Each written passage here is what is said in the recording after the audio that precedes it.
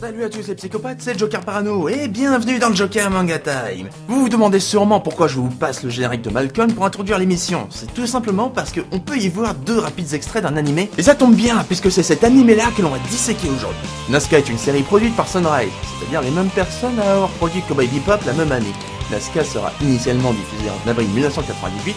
La série présente 12 épisodes de 25 minutes, mais il m'aura quand même fallu pas mal de temps pour la voir entièrement. Je m'explique, j'avais commencé à regarder l'animé il y a quelques temps, j'ai perdu les pédales, je me suis mis en PLS dans un coin de ma chambre, pour reprendre le contrôle je suis allé vivre quelques temps avec mes amis les renards, l'hôpital psychiatrique m'a retrouvé, ils m'ont gardé quelques mois et en ressortant j'ai décidé que cet animé ne me vaincrait pas et je me suis replongé dedans. Vous vous demandez comment un animé a pu me mettre dans cet état ?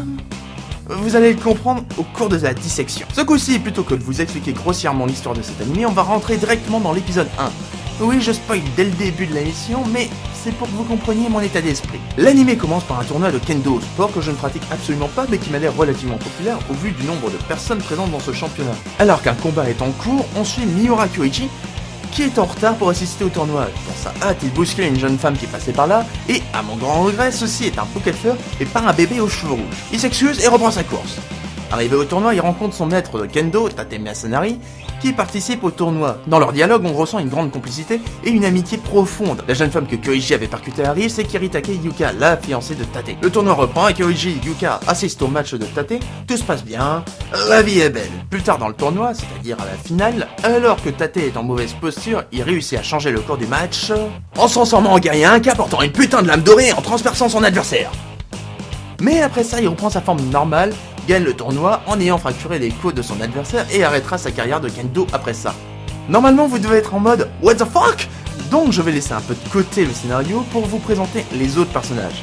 On a donc Daimon, le meilleur ami de Kyoichi, que personnellement j'appelle Monsieur Balai dans le cul. Shugami qui n'a pas l'air d'avoir une couleur de peau fixe, un coup il est ultra pâle, mais en une seconde il peut avoir bronzé pour redevenir blanc. Herrera, la sœur de Shugami, Dan, dont je sais juste qu'il est montagnard, costaud et un brin inutile puisqu'il est incapable de gagner un combat, et Saino qui poursuit des papillons. Tous les personnages que j'ai cités jusqu'à présent sont en fait des réincarnations de guerriers ou prêtres de l'ère Inca. Oui, ils sont tous japonais, et oui, ils sont tous réincarnés à la même période. Le hasard fait quand même bien les choses. Et à part eux, il n'y a pas de personnages vraiment utiles, comme par exemple le grand-père et la sœur de Kyoichi qui n'ont rien à voir avec l'histoire, et dont leur principale préoccupation c'est de savoir si Kyoichi mange bien ou pas. Je dirais même qu'ils n'en ont pas grand-chose à faire de Kyoichi. Je vous dirai pourquoi plus tard dans la section spoil. Et d'ailleurs, on va commencer les illusions de spoil, afin de mieux disséquer Nazca. Comme d'habitude, vous pouvez passer les spoils à tout moment en cliquant sur l'indicateur en haut à droite. Vous êtes prêts à disséquer Nazca? C'est parti! On reprend où on en était. Tate ferme le club de kendo du lycée. Kyoichi, refusant ça, cherchera à ne pas faire fermer le club, puisqu'a priori il est le seul à faire partie du club. Il est donc tristesse, mais reverra Yuka avec qui il parlera de ses souvenirs par rapport à Tate. Kyoichi lui demandera si elle aussi a vu Tate se transformer pendant le match, mais elle répondra que non, c'est impossible. Retenez bien cette réponse, c'est très important. Le lendemain, Kyoichi apprend que Tate a démissionné du lycée et qu'il l'attend dans son dojo. Il s'empresse donc de s'y rendre. Là-bas, Tate lui dit qu'ils vont se battre à armes réelles, oui, au katana. Kyoichi est légèrement réticent, mais accepte pour ensuite se rendre compte que son maître se bat sérieusement.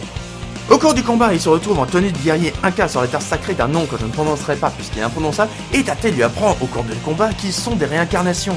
Alors que Tate est sur le point de tuer Kyoichi, Dan arrive et le sauve en jetant un katana en bois dans le katana de Tate, ce qui arrête son geste. Par la suite, Tate disparaît. Kyoichi étant inquiet, il se rend au Pérou en compagnie de Yuka, qui avait trouvé des croquis de Tate représentant des objets Inca. Et oui, cette situation est parfaitement logique. De leur côté, la famille et les amis de Kyoichi discutent de cette décision ensemble. Hormis Daimon, personne ne semble inquiet pour eux, il n'y a pas de raison de s'inquiéter puisqu'il est parti avec une femme qu'ils ne connaissent absolument pas. Quand je vous disais qu'ils s'en fichent du sort de Kyoichi, ce n'est pas pour rien.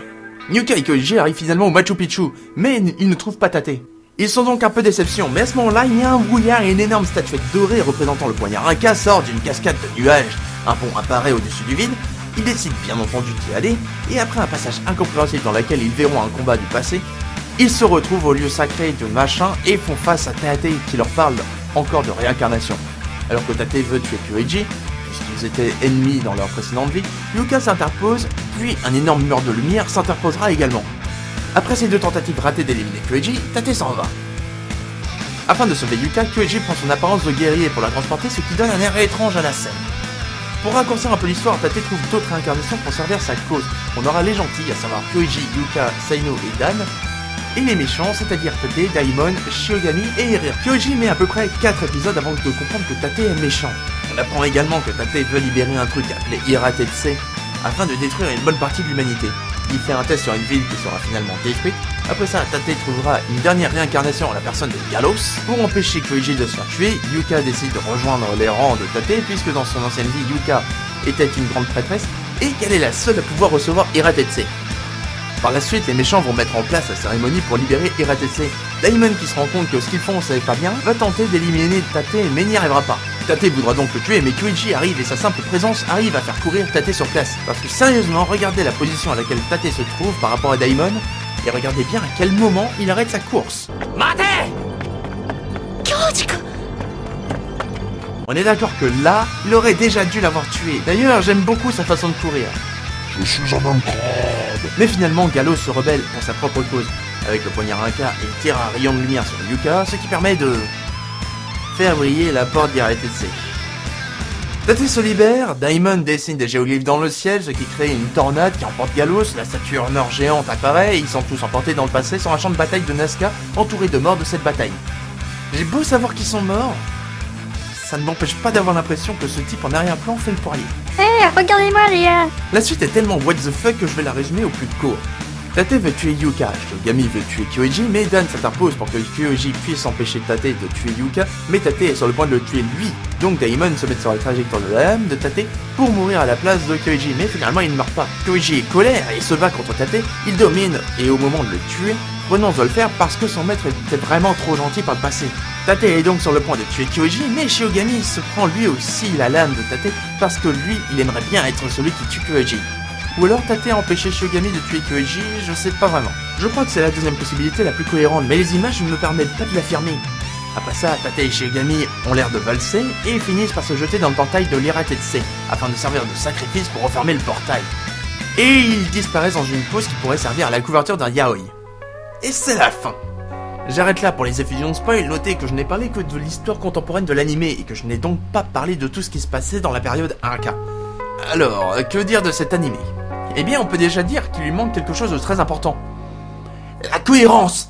Y a pas de cohérence dans ce foutu animé! Le personnage principal manque de se faire tuer par son maître à plusieurs moments et il ne se dit pas « Eh mais tiens, il a essayé de me tuer, il n'est peut-être pas si gentil que ça finalement !»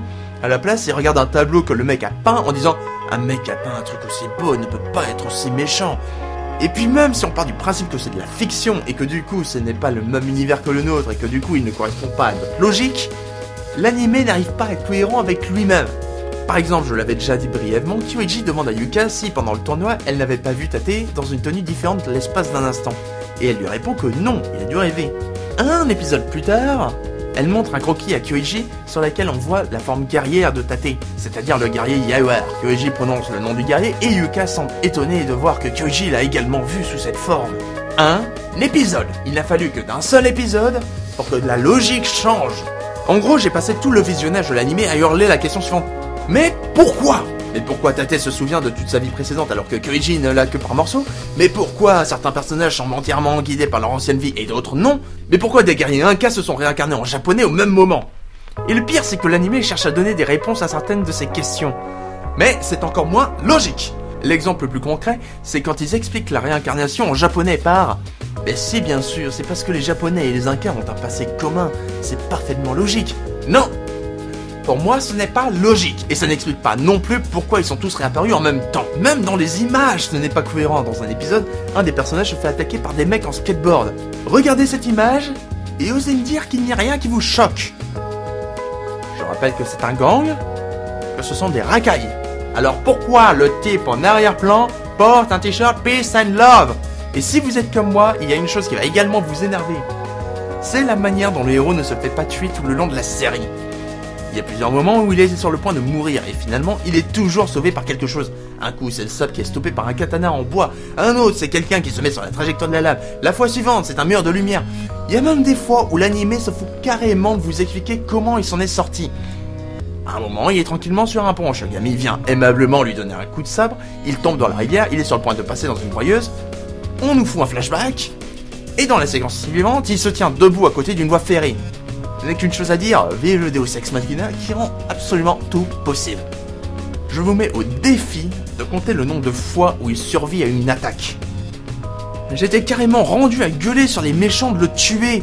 Parce que oui, en plus d'avoir un héros qui survit à toute attaque, on a des méchants complètement stupides qui, au lieu d'abattre leur adversaire, se mettent à lui parler ou à le ruer de coups de pied. Mais bute-le! Et sinon, les tenues guerrières, on en parle? Bon, ok, je ne sais pas quelle tenue portaient les guerriers de la Rinka, mais ça m'étonnerait qu'ils aient porté des trucs aussi moulants que ça. Et de dos, c'est encore pire vu que... Badass. Même les coiffes sont ridicules, surtout la coiffure de Shiogami, ça m'étonnerait que l'on puisse réellement se battre avec une crinière comme ça. Sinon, au niveau de la musique, je dois avouer qu'elle est bien. Elle est soignée, même s'il y a quelques points qui me dérangent au niveau du contexte. Comme vous le savez sans doute, la musique est supposée correspondre à une ambiance. Et quand au cours d'un combat, j'entends cette musique...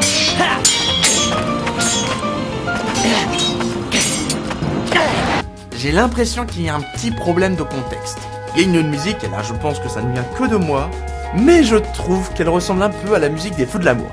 Et s'il vous plaît, ne me demandez pas pourquoi je connais la musique des Feux de l'amour.